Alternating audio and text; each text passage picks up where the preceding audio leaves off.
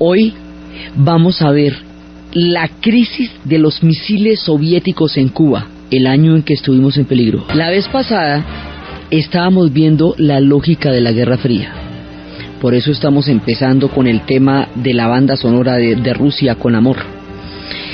La idea era que esto era una lógica absurda en la cual se enfrentaban potencias a un nivel nuclear que no hubiera podido sobrevivir nadie, que no hubiera podido tener ganadores, un esquema de guerra que contempla de la destrucción absoluta como un juego de niños, como una especie de PlayStation, en donde uno juega a los misiles y el otro también. Habíamos visto la lógica de las superpotencias de enfrentarse la una a la otra y jugar con el destino del planeta Tierra en un grado de irresponsabilidad histórica que resulta casi inconcebible. Nadie es responsable, nadie que tenga un poder atómico es responsable de su uso. No hay quienes lo usan moderada, decente y adecuadamente, y quienes lo usan con fines belicosos y pendencieros.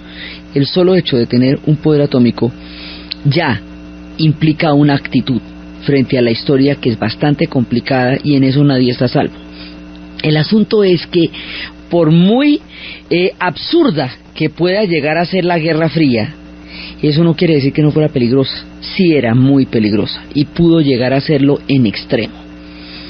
Hubo un momento en que la Guerra Fría estuvo realmente al borde, literalmente al borde, de llevarnos a la destrucción total y a la Tercera Guerra Mundial, tan temida a lo largo de todos esos años del régimen de la espada de Damocles sobre la cabeza de la humanidad. Ese momento ocurrió en octubre de 1962. El escenario fue la isla de Cuba y se le conocería como la crisis de los misiles. ¿Cómo llegamos a ese punto de alta peligrosidad y, lo que es más chévere, cómo nos salvamos de él? Bueno, la cosa es la siguiente. Cuando el muro de Berlín en 1961, recordemos que ese muro lo levantaron en el 61, y como era un asunto interno de Alemania, de las dos Alemanias con los soviéticos, de la Alemania oriental y los soviéticos, para impedir que los alemanes orientales se fueran masivamente hacia una Alemania occidental que estaba empezando a tener un gran repunte económico y que estaba ofreciendo mejores condiciones de vida. Entonces eso hizo que muchísimos pueblos, muchísima gente de la Europa oriental atravesara la barrera y llegara a Europa occidental, y para eso se construyó el muro de la infamia, el famoso muro de Berlín, que fue el símbolo más aterrador de la Guerra Fría y del que ya se debería haber aprendido, pero parece que no. Entonces resulta que los Estados Unidos no actúa frente al muro de Berlín, porque eso en rigor es un problema interno de la Guerra Fría. O sea, es un asunto que están haciendo los soviéticos con los alemanes del este, y se considera que la falta de una acción contundente de parte de los Estados Unidos para impedir la creación de ese muro fue un símbolo de debilidad, digámoslo así, como una manera de decir: Estados Unidos no reaccionó frente a una cosa tan complicada como hacer un muro. Bueno, pero después vino la invasión a Bahía Cochinos. Habíamos visto que la Guerra Fría empieza en Europa a partir de la conferencia de Yalta y de Potsdam. Se va a concretar con la toma sistemática de Stalin por parte de los países de Europa del Este, que va a ser la cortina de hierro. Así empieza la Guerra Fría. Se traslada al Asia con el triunfo de la Revolución China, y habíamos visto cómo el triunfo de la Revolución China desataría todas las consecuencias de las guerras de Indochina y de la política de contención y todo eso. La Guerra Fría, esto es en el 49, ¿no? Lo del 48 es cuando Stalin se toma todos los países de la Europa Oriental. En el 49 triunfa la Revolución China, y después, en 1959, el 1 de enero de 1959, triunfa la Revolución Cubana. Con el triunfo de la Revolución Cubana, la Guerra Fría llega a América Latina, la guerra en casa. Y por eso es que le digo, esto se va globalizando. Entonces cada vez se va sucediendo algo que va llevando la Guerra Fría a otros escenarios. Entonces ahora va para América Latina. Entonces estalla la Revolución Cubana, que era la reacción frente a un régimen increíblemente corrupto que había transformado la isla en un burdel de los Estados Unidos y que tenía al pueblo en las condiciones de hambre más impresionantes. Nosotros habíamos visto en su momento y en su detalle cómo surgieron un grupo de intelectuales que se tomaron el cuartel de Moncada y luego se tomaron, finalmente el 1 de enero se van a tomar ya el poder. En el momento en que Cuba, en que estalla la Revolución Cubana, en ese momento, como nacionaliza y afecta los intereses de los Estados Unidos en la isla, entonces en ese momento los Estados Unidos declara un bloqueo continental. Ese bloqueo continental va a hacer que Cuba quede totalmente aislada del comercio del continente, so pena de que los países que rompan el bloqueo tengan sanciones muy fuertes de parte de los Estados Unidos. Ese bloqueo continental va a dejar a Cuba en un estado de indefensión frente al mundo económico de América Latina. Y como habíamos dicho, que a la Unión Soviética nunca se le puede acusar de haber desperdiciado una papaya, que no se diga. Esta era la papaya más grande que la Guerra Fría le había podido presentar a los soviéticos. Mejor dicho, esto venía con moñito, en papel de regalo. Cuba solita, a 90 millas de Miami. ¿Qué más bonito que eso? Entonces los soviéticos inmediatamente se van donde los cubanos y le dicen: te veo como solita, como aisladita, como bloqueadita. ¿Tú por qué no me comentas y yo inmediatamente lo que te provoque, lo que tú quieras? Y Cuba se vuelve una pieza clave en el ajedrez de la Guerra Fría, porque es la que está a 90 millas de Miami y la que pone a los cubanos, a los soviéticos, al alcance de las fronteras de Estados Unidos. Como quedan tan lejos de los Estados Unidos de la Unión Soviética, entonces el juego geopolítico es como usted va avanzando lo más cerca posible de la geografía del otro. Lo más cerca posible de la geografía del otro pues era Cuba de los Estados Unidos. En las conferencias de Yalta y Potsdam estábamos de acuerdo en que nadie se metía en la zona de influencia del otro. Por eso cuando estallaron todas las barbaridades que hicieron en la Europa Oriental para impedir la reforma de Estados Unidos, no dijo nada ni movió nada. Pero esto ya es una cosa distinta, esto ya es una papaya, porque hay un bloqueo continental de una isla. Por eso es que siempre, si la revolución cubana era o no marxista en un principio, eso no se puede saber, pero no hubo opción. En la Guerra Fría eso no tenía ningún tipo de opción, o usted estaba de un lado o estaba del otro.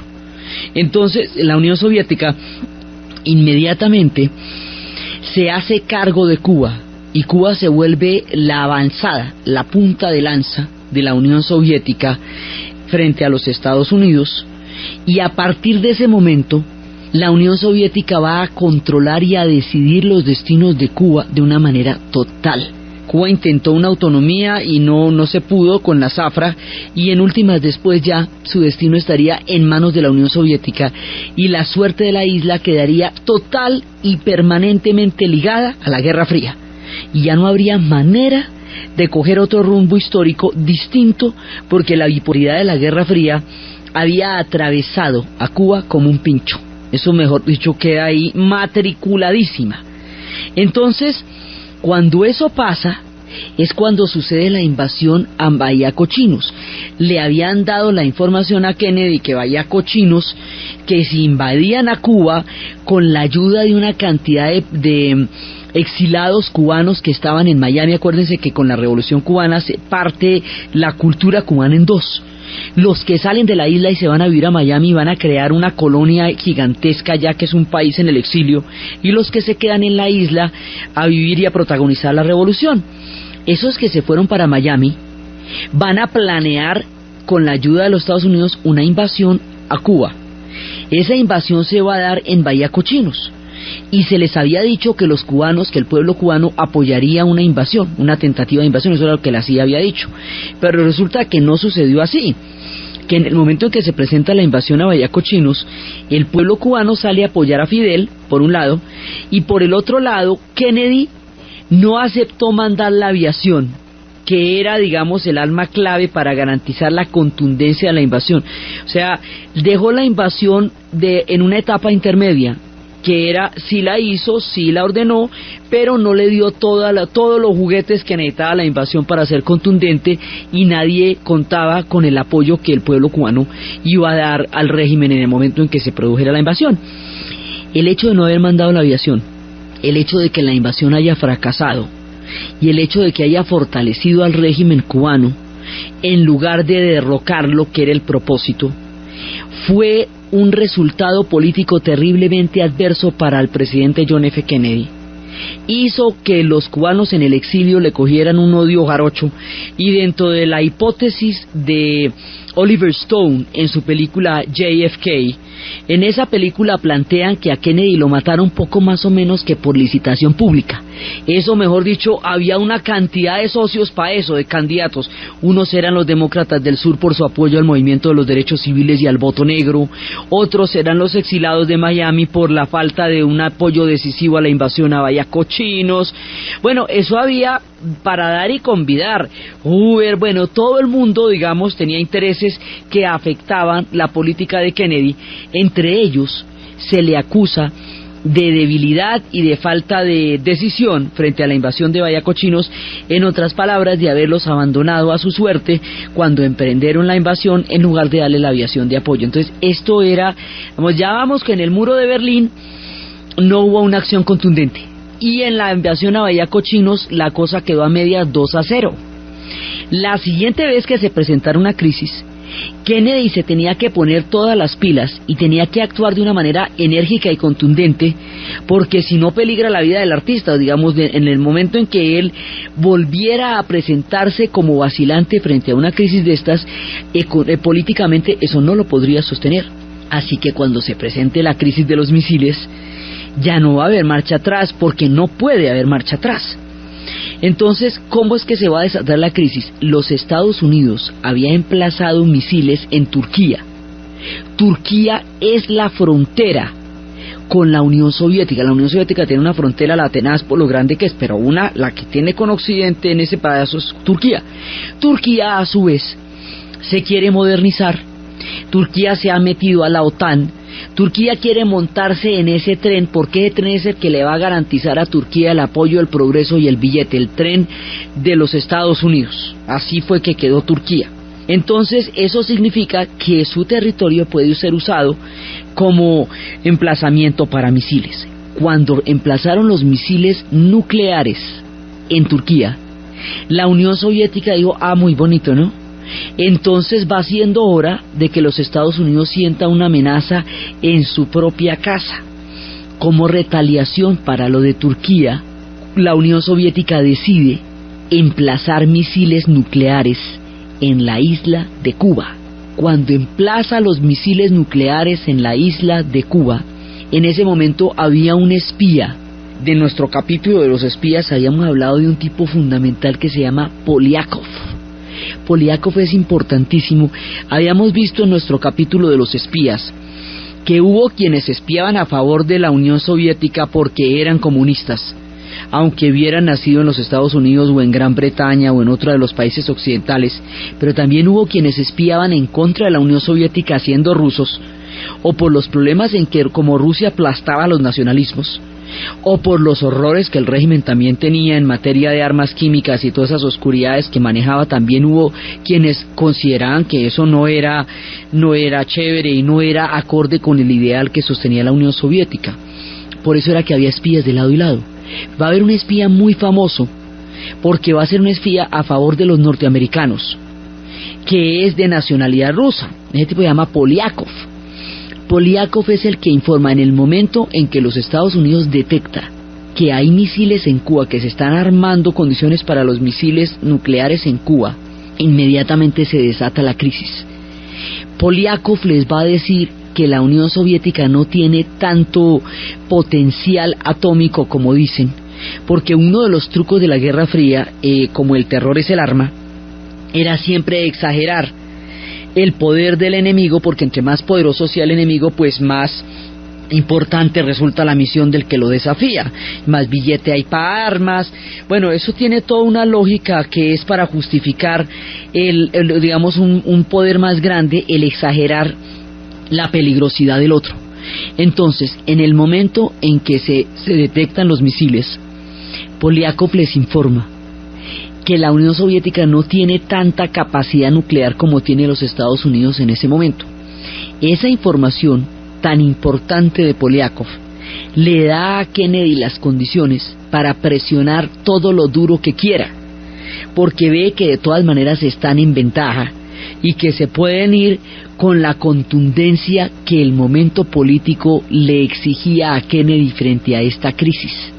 Entonces esta crisis se va a tomar como botón de muestra, como una manera de ver que los Estados Unidos no estaba para tolerar ese tipo de provocaciones y de peligros en la cercanía de sus fronteras a 90 millas de Miami. Esa es la coyuntura que va a provocar la crisis. El incidente mismo es el que nos va a llevar al borde del peligro. Entonces la situación es la siguiente: se detectan los misiles nucleares, se le da la información en Cuba, se le da la información a los Estados Unidos, la información le llega directamente a Kennedy. Entonces hay alas dentro de los Estados Unidos, los halcones y las palomas. Hay quienes les dicen, mire, bombardéelos, bombardee las bases y bombardee de una vez los aviones y, mejor dicho, y nos vamos para la que sea. Entonces Kennedy piensa y dice, no, aquí toca ser fuertes, contundentes, pero tampoco podemos ser tan guerreristas porque esto es una cosa delicada. Opta por la advertencia. Entonces, ¿qué pasa? Por un lado están montando los misiles, pero eso hay que traerlos, porque es que acuerde de que la Unión Soviética también queda lejísimos de Cuba. Entonces eso viene por barco, mientras traen el resto de los cohetes y todo eso para terminar de armar toda la juguetería bélica allá. Entonces lo que van a hacer los norteamericanos es amenazar con hundir esos barcos. Si inmediatamente se le ordenan a las Fuerzas Armadas que se preparen para una posible guerra nuclear. 150 misiles balísticos intercontinentales quedan listos para ser disparados, y simultáneamente los bombarderos B-47 y B-52 al mando aéreo estratégico se ponen en estado de alerta. Kennedy se dirige al pueblo norteamericano el 22 de octubre. Ya en ese momento habían llegado a Cuba 42 misiles soviéticos. Y en 2 días ya estarían instalados completamente los 9 misiles, ya estarían montados, y ahí el peligro de una destrucción inminente se hacía cada vez más cercano. Entonces las dos potencias estaban mostrándose los dientes, y cada una de ellas estaba haciendo un pulso. Esto es muy peligroso aquí, una situación de estas es increíblemente peligrosa, porque como uno le está dando el pulso al otro, entonces están mirando a ver quién es más gallito. Entonces 2 gallitos de pelea con armas nucleares, eso es una irresponsabilidad histórica de marca mayor, porque no se sabe en una de esas a quién se exceda del límite o le pase un error, como lo vimos en el programa pasado. Pero aquí el problema no era de un error, aquí el problema era de hasta qué punto estaba el otro dispuesto a llegar para probar la superioridad como potencia. Eso es uno de los momentos más peligrosos de la Guerra Fría. Entonces aquí hay una amenaza. Si esos barcos que traen esos misiles para instalarlos en Cuba no se devuelven a la mayor brevedad, dan la vuelta y echan para atrás, inmediatamente los Estados Unidos va a bombardear esos barcos. Entonces, si los Estados Unidos bombardean los barcos, y acuérdese que en ese momento pues los otros disparan los misiles que ya tienen listos en Cuba, y ahí, bueno, se arma, o los otros disparan los misiles que tienen en Turquía. Me ha dicho, eso se vuelve una cosa muy complicada, y el asunto de los barcos es muy delicado, porque acuérdese que cada vez que le hunden un barco a los norteamericanos se arma un guerronón espantoso, desde lo de Pearl Harbor, desde el Lusitania en la Primera Guerra Mundial, pasando por el Golfo de Tonkin en la Guerra del Vietnam. Si esos barcos se hubieran hundido en ese momento, estarían habilitados para entrar en una guerra nuclear. Y una guerra nuclear, la vez pasada explicamos que no tiene ni retorno, ni salida, ni ganadores. Lo que tiene es una mano de perdedores increíble, pero no tiene, eso es una situación en la que no puede ganar nadie. Por eso era que habíamos dicho lo del señor Falken en juegos de guerra. Extraño juego el que usted me propone, señor Falken, la mejor jugada es no jugar. Una vez que usted desate una cosa de esas, ni la puede parar, ni la puede ganar. Entonces esto es un pulso de la arrogancia de 2 superpotencias enfrentándose a dentelladas con poderes atómicos. Esto es una cosa de un nivel de peligrosidad, y el mundo sí estuvo verdaderamente al borde de la Tercera Guerra Mundial de la mano de la insensatez, de la mano de la arrogancia y de la mano de la estupidez humana, por una confrontación en la que ninguno de los dos podía dar su brazo a torcer, porque cada uno se desprestigiaba políticamente. Entonces, después de los antecedentes del muro de Berlín y de Cuba, a Kennedy le tocaba ponerse sumamente serio, y Khrushchev no se podía echar para atrás. Y entonces, ¿el mundo qué? ¿Vos y yo qué? Entonces, en ese momento las cosas están en un grado de tensión. Esas noches fueron absolutamente aterradoras, fueron días de una gran zozobra y de un gran temor, porque esta amenaza permanente, el cataclismo de Damocles, como lo diría García Márquez en un texto bellísimo que va a hablar sobre la amenaza nuclear, porque todo este terror de la Guerra Fría estaba en una situación de inminencia. Aquí estuvimos a punto. ¿Por qué hacemos tanto énfasis?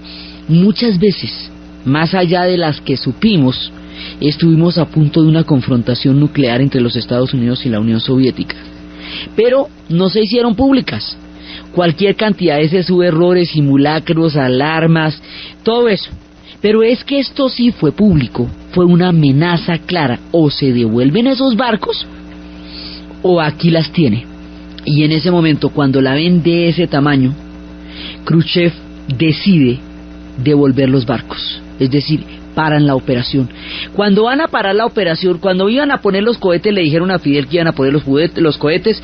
Fidel dijo: pongan los cohetes. Pero cuando deciden que no los van a poner, que los van a sacar de ahí y que se devuelven, ni le consultan, o sea, ni le consultan. A la hora de una cosa geopolítica de marca mayor, no hay ni que preguntarle.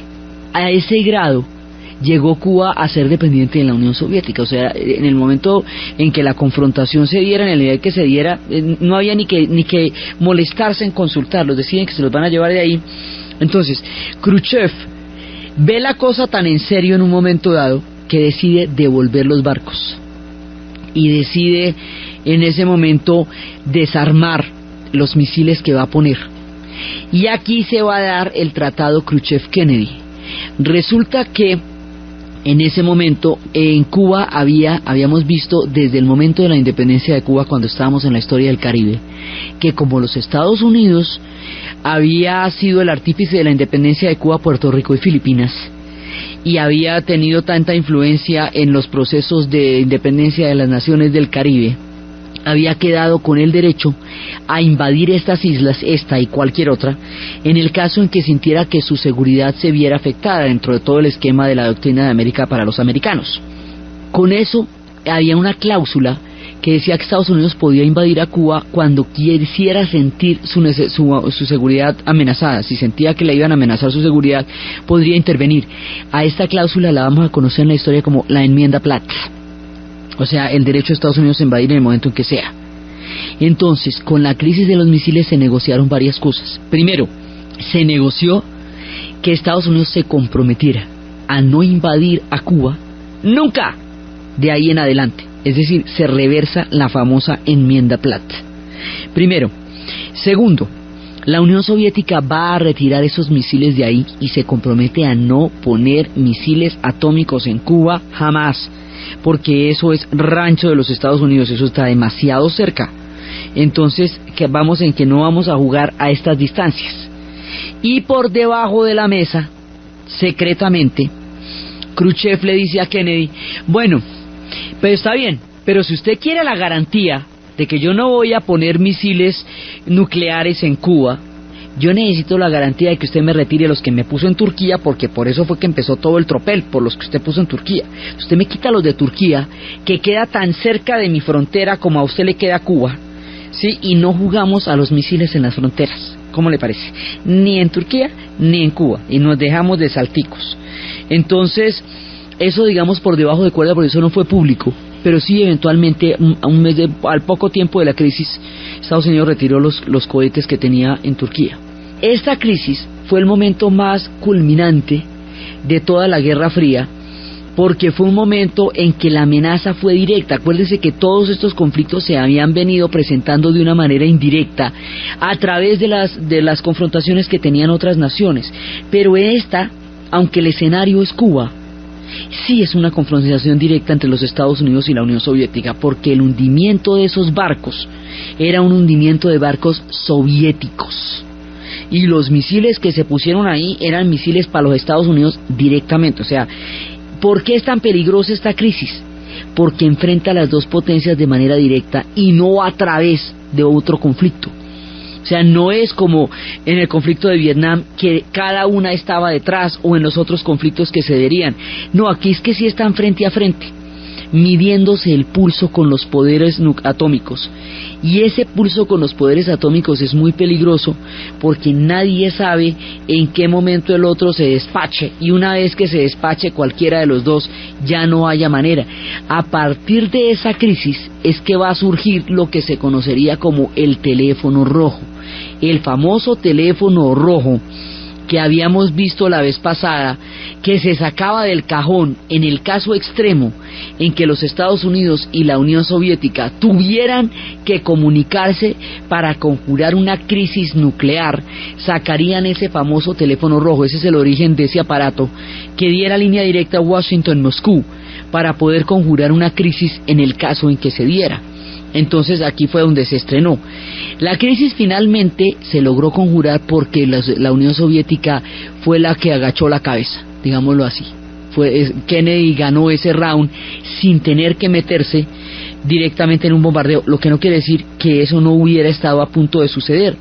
La euforia con que la crisis se resolvió, el triunfo y el alivio de pensar que el peligro había pasado, hizo que Kennedy decidió obligar a Khrushchev a una capitulación total, costara lo que costara y todo eso.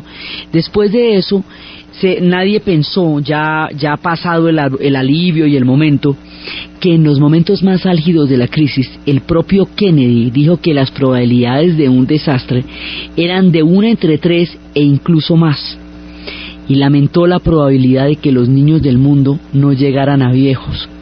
Y ahí nos acordamos de las palabras de Sting que habíamos visto la vez pasada. Exactamente lo que proponía Sting. Esta canción se escribía mucho tiempo después, pues esta canción es de los 80s.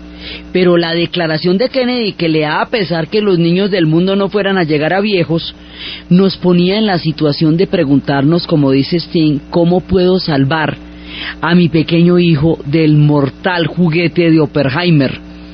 ¿No hay acaso un monopolio del sentido común para que lleguemos a este tipo de situaciones? Y si así pasara, espero que los rusos quieran a sus niños también. Es exactamente lo que está pasando, porque estaban enfrentados las dos potencias con todos los poderes nucleares, disputándose en el mar del Caribe el destino de la especie humana, como si tuvieran los unos o los otros derecho a dirimir semejante dilema histórico, gracias a la juguetería atómica que les dio por convertir el planeta en un polígono nuclear, para dirimir la arrogancia de un par de potencias y de imperios que en ese momento estaban haciendo un pulsito. ¿Cómo te parece? Y todos los habitantes del planeta Tierra mirando a ver que no se les fuera a ir la mano. Entonces, este tipo de situaciones fueron frecuentes, nunca tan graves, pero fueron frecuentes durante la Guerra Fría, en términos de qué tan encima estuvo esa amenaza. Y por eso es que se van a desatar cualquier cantidad de movimientos pacifistas, y al mismo tiempo en Estados Unidos se va a hacer el negocio de la vida con lo que es el tráfico del miedo, porque se van a vender refugios antinucleares recubiertos de plomo a la lata, pero en grandes cantidades. Eso todo el mundo tenía en su jardín por debajo un refugio antinuclear lleno de enlatados, recubierto de plomo para sobrevivir en el momento de la bomba atómica, y además todo el mundo creía que era el único que iba a sobrevivir y que eso les iba a quedar planeta después de la bomba atómica, y se hicieron cualquier cantidad de miniseries. Hace poco salió una película, una historia de una familia que duró ahí durante mucho tiempo, y nace un muchacho que llega y crece hasta esta generación y sale en los 90s de allá, y se da cuenta que la Guerra Fría acabó, que la Unión Soviética se disolvió, y para contarle al papá, que ya está viejito, que todo eso ya no está pasando, y el papá se ríe y le dice, ¿así que y la Unión Soviética fue que dijo que no juego más? ¿O qué? ¿Me va a decir eso? Y el otro, pues sí, papá, más o menos. Entonces que él no había comido sino enlatados, no conocía la atmósfera, toda su vida había crecido en un refugio nuclear, tenía las costumbres y la visión de los 50s, la música de los 50s y de los 60s, y descubre un mundo completamente diferente. Digamos, estas coyunturas daban lugares a muchas especulaciones de la ciencia ficción de qué pasaría si. Entonces una era si pasaba el holocausto nuclear y la otra era si no pasaba, y salía un tipo que nunca conoció nada distinto a ese refugio y veía que el mundo nunca se acabó, que la que se acabó fue la Guerra Fría, y para explicarle a los papás, después de la increíble peligrosidad de los tiempos, que ese ya no era el peligro y ese ya no era el mundo y de eso ya no se trataba el tema. Entonces, a partir de ahí, la Unión Soviética empieza a sentir, esto era o del uno o del otro. Si Kennedy hubiera cedido, lo hubieran bajado del poder o lo hubieran debilitado increíblemente. Si hubiera cedido en esta crisis, después de lo que ha pasado con el muro de Berlín y después de lo que ha pasado con la invasión a Bahía Cochinos, como el que cedió fue Khrushchev. Entonces Khrushchev fue el que la llevó.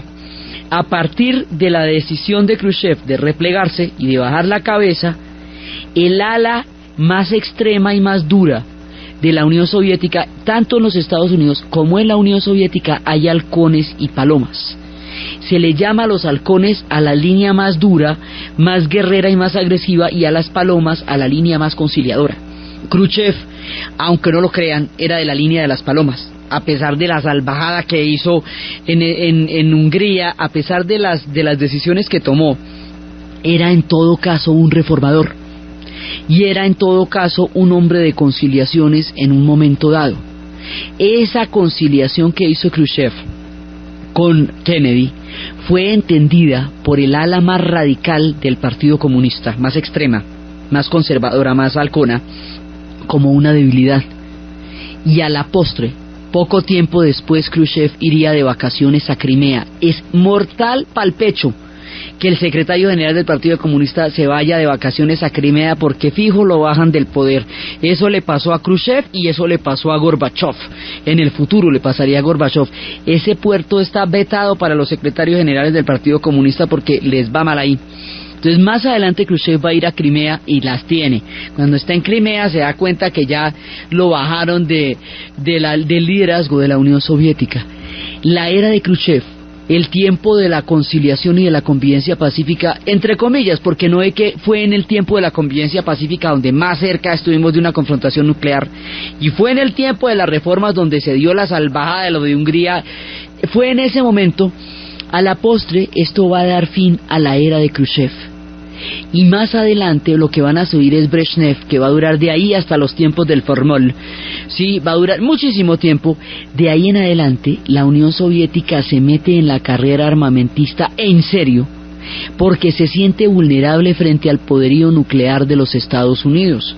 Entonces arranca a meter ingentes cantidades de dinero en tratar de equilibrarse, porque ese es el juego macabro de la Guerra Fría, tratar de equilibrarse en poderío nuclear con el otro, cuando con una sola bomba atómica, por chiquita que sea, ya todos estamos perdidos, porque eso no tiene retorno. Entonces tratar de hacerlo en una escala increíble resulta ahora absurdo, toda esa cantidad de recursos que se fueron en eso. Entonces la Unión Soviética le va a meter toda la ficha.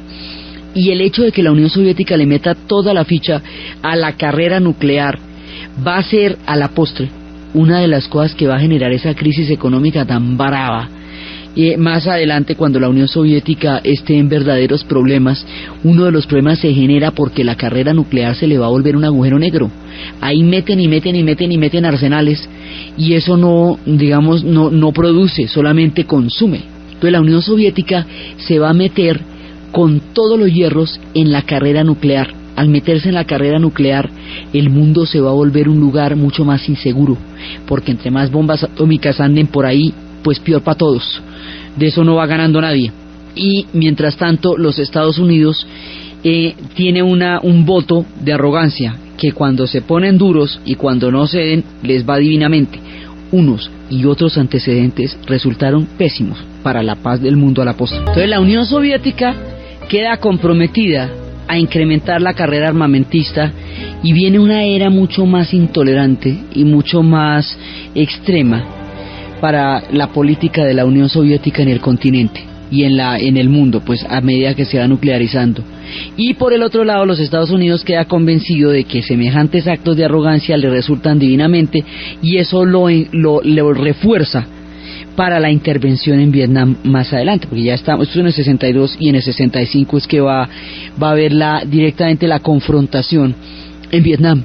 Entonces esto endurece el clima político, salva momentáneamente a la humanidad de la destrucción, y eso siempre es chévere, porque si no, no contábamos el cuento y no nacería, ni la gente que vivió esa crisis había vivido para contarla, ni los que nacieron después estarían escuchando el cuento. Entonces ahí no habría tema. Se salvó el mundo de esa crisis, pero la crisis endureció el clima geopolítico y le dio más piso a la carrera armamentista en una medida. También hubo, digamos, como en las líneas de cambio de Lichín, en las líneas del cambio de Lichín las cosas no son absolutas, no van todas en una sola dirección, sino que también hay direcciones que cambian. También hay una conciencia en ese momento, después de la crisis de los misiles, de haber estado tan cerca de una guerra nuclear, que hizo que el control de los armamentos, que nunca había existido, siempre ha sido un fracaso, empezaran a tratar de reducir las tensiones, y se enviaron una carta que invitaba a redoblar los esfuerzos para firmar un tratado que empezara a tratar de eliminar la proliferación de armas, no de eliminar, sino de limitar. Kennedy aceptó la idea de Khrushchev y habían empezado primero que todo a hablar de una limitación, pero digamos ahí empezó como a surgir la idea.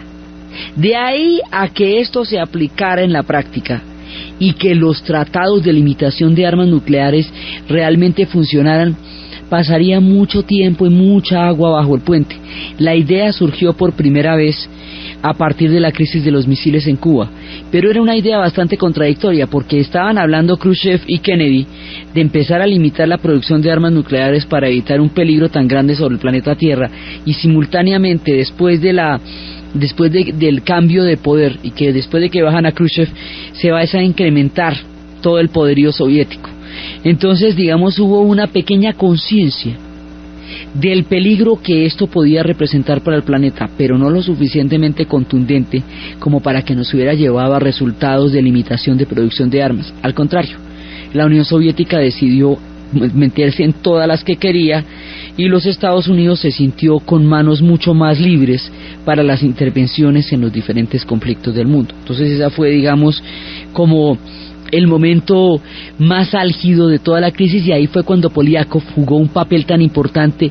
Los espías, a la hora de una crisis de estas, es cuando son importantísimos. Esos son los famosos topos que pueden llevar 20 o 30 años pasando una información que es la que les autorizan y todo eso, hasta que llegue el día en que lo que tienen que decir valga los 30 años en que no han sido revelados. Poliakov va a hacer la diferencia aquí, casi como Richard Sorge le informó a Stalin que los japoneses no estaban dispuestos a atacar a Rusia, y eso le permitió movilizar las divisiones del Asia para Europa y tener con qué enfrentar la invasión cuando se dio. Poliakov, cuando le dice a Kennedy que los soviéticos no tienen esa capacidad de poderío que él cree, le da el aval para que pueda presionar todo lo que quiera presionar.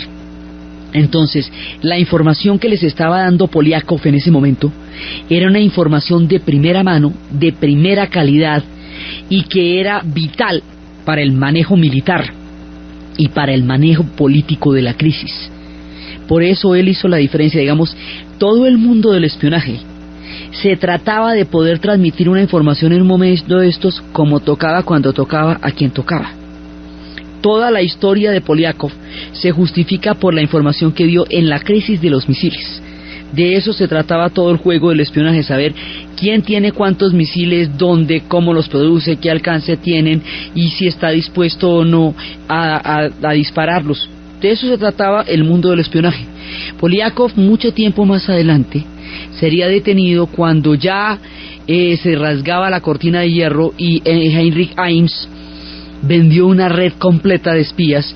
Uno de los que vendió fue a Poliakov, y Poliakov fue detenido por los soviéticos, interrogado durante mucho tiempo, se le puso una banda en el cuello para impedir que se tomara la clásica píldora de cianuro que se tienen que tomar los espías cuando los cogen, y finalmente, después de mucho tiempo de interrogatorio, fue ejecutado, y por allá lo enterraron, vete tú a saber dónde. Solamente cuando se empiecen a desclasificar los archivos de la Guerra Fría y se empiecen a interrogar a los antiguos espías, dirían que Poliakov fue ejecutado. Y así terminó la suerte de este espía, que jugó un papel absolutamente preponderante en el momento en que el mundo estuvo más cerca de un desastre nuclear. Entonces, la Guerra Fría se manejó con miedo, con arrogancia, y se manejó con este tipo de inseguridad sobre el futuro. Por eso era que decíamos que las generaciones que nacen después de 1945 nacen con una perspectiva de no futuro, porque a usted le puede pasar en cualquier momento una crisis de estas. O sea, esta crisis dio un espectro increíble del miedo, porque mostró qué tan inminente podría llegar a ser una situación en la cual se pasara una confrontación nuclear. Como los que tenían las bombas eran esos dos, y el mundo mirando desde el balcón si lo iban a acabar o no. Digamos, la situación no deja de ser delirantemente peligrosa, porque ¿qué puede hacer el planeta Tierra si estos dos deciden, con un par de gallos finos, cada uno desatar el poderío que en ese momento tienen? Es un punto para reflexionar acerca de ese rumbo que tomó la humanidad, con armas que están mucho más allá del alcance de su capacidad de civilización, de espiritualidad o de comprensión de lo que es el planeta Tierra y el cosmos, como para meterse en una crisis geopolítica de este tamaño que ferie la suerte de la humanidad. Y ganamos, bendito Dios, pues porque hubiéramos podido no ganar. Entonces, esta crisis va a convertirse como en un modelo del miedo atómico. Y si llegamos a estar así de cerca alguna vez, eso fue, digamos, uno de los puntos. Por eso decíamos el año en que estuvimos en peligro, porque realmente estuvimos en peligro, y cualquiera de los dos se le hubiera podido salir la situación de las manos por un pelito. Por eso pasó a la historia como uno de los momentos más intensos. La Guerra Fría tuvo momentos de gran tensión: el bloqueo de Berlín, la construcción del muro de Berlín, la misma crisis del canal del Suez, pero ninguno de los momentos de gran tensión fue tan grave como este. Por lo que les digo, porque es que esto fue una confrontación directa, que era lo que se trataba de evitar desde que se montó la Guerra Fría: confrontarse las potencias una a una frente a la otra con poderío atómico, sino que esa confrontación se diera de manera indirecta a través de los conflictos de los otros pueblos. Aunque el escenario sea Cuba, y aunque sea en las aguas cálidas del Caribe, la confrontación era entre las dos potencias, directamente. Y también Khrushchev estaba obligado a tender una pantalla política de agresividad y de contundencia para tapar otra cortina de humo que tenía al interior de la Unión Soviética, y era el problema de los alimentos. La Unión Soviética, a partir de la colectivización forzosa, habíamos visto, desde cuando destruyó el campo como proyecto, destruyó su suministro de alimentos. Ahí había otra vez el problema de alimentos, y ahí ya teníamos, digamos, una crisis en ese sentido. También habíamos comentado que el trigo se lo daban los Estados Unidos, siempre se lo dieron, además porque la Unión Soviética había advertido que un embargo de trigo implicaba inmediatamente una guerra nuclear, porque no podían reducir a Rusia al hambre. Pero la crisis de alimentos, que ha sido siempre el talón de Aquiles de la Unión Soviética, estaba empezando a ponerse de manifiesto cuando sucedió lo de los misiles, y eso era otra de las cosas que Khrushchev estaba intentando conjurar mediante este acto de, digamos, de provocación, porque era una provocación clara el montar unos misiles en Cuba, pues eso sí, y que a la vez era un acto de retaliación por la provocación de los norteamericanos de montar los misiles en Turquía. Entonces, pues esto era, digamos, era así. El uno hace una cosa, por eso es que la lógica de la retaliación es tan supremamente complicada, porque el uno empieza y el otro sigue, y después el resultado que hace que, independientemente de cuál fuera el que hubiera pegado primero, lo que vaya a pasar sea un desastre para todos. Por eso es que la lógica de la retaliación es una lógica que lleva a la perversidad de los procesos. esta lógica de quién pone qué allá, este juego macabro, nos llevó al borde de la extinción atómica sin comerlo ni beberlo en octubre de 1962 en la isla de Cuba. Así de simple. Entonces, esto es un caso concreto, específico y particular de todo el panorama geopolítico que estuvimos dando en el capítulo pasado sobre lo que significó la lógica de la Guerra Fría y para qué se usaban los espías que habíamos visto en el anterior, de cómo la Guerra Fría se hizo a través de un instrumento de dominación y de poder que eran los espías, con la información que eran capaces de obtener y eran capaces de transmitir. Entonces, hasta estos extremos llegamos, a estos límites estuvimos a punto de cruzar por la lógica demencial de la Guerra Fría, y esto fue una parte importantísima de todo el desarrollo de esta historia en el curso del siglo XX y en nuestras vidas, por un lado. Pero la Guerra Fría continúa. Por la vía de Cuba llegará a América Latina, pero al mismo tiempo cambiando de geografías, antes de que volvamos de lleno a América Latina para saber qué manifestaciones tuvo en nuestro continente.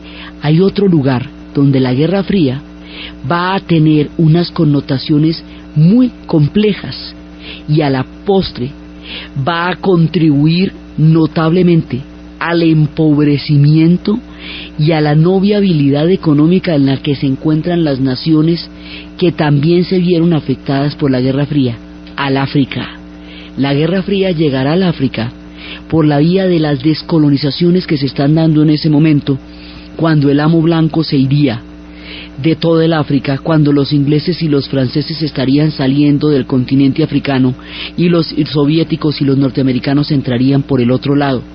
La historia de cómo África vivió capítulos horripilantes de la Guerra Fría, que lo llevaron también a una polarización tribal y a unas condiciones económicas sumamente duras, es lo que vamos a ver en el siguiente programa.